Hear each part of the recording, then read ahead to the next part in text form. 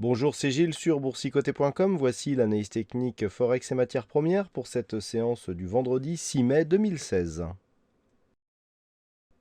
Et sur la paire de devises euro-dollar, eh bien, nous avons pour l'instant une phase de stabilisation de ce mouvement court terme qui était bien baissier jusqu'à hier. On est revenu ici sur le chiffre du NFP chercher les 1,1480 en résistance. Je rappelle que cette zone était précédemment une zone de support avant donc de revenir sur une zone ici de stabilisation autour des 1,1390. Donc pour l'instant, neutralisation du biais court terme, mais qui reste dans une optique plutôt baissière. Alors attention à ne pas dépasser ici les 1,1370, auquel cas on pourrait nettement affaiblir ici cette dynamique haussière et avoir un objectif de retour sur les 1,1218.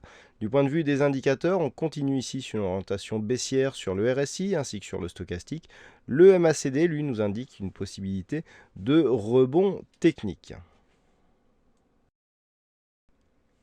Sur le dollar-yen, là aussi, c'est la phase de stabilisation, puisque suite à ce petit rebond technique ici, eh bien, les cours se stabilisent autour des 107,05, qui est le retracement à 23,6% de Fibonacci de la précédente phase de baisse. Donc on se stabilise ici dans cette zone, on tourne autour ici des retracements et de la zone horizontale des 106,84. Actuellement, donc, on est dans une phase de squeeze, on voit bien ici le net resserrement des bandes de Bollinger. Par contre, le fait qu'il n'y ait eu que si peu de rebond technique après une phase de baisse si dynamique nous indique que nous sommes toujours dans plutôt une prédominance du biais baissier et donc il n'est pas exclu d'avoir une poursuite du mouvement baissier qui sera validée sous les 105,55. L'invalidation de ce scénario baissier se ferait si nous avions une cassure haussière des 107,73 d'une manière assez dynamique.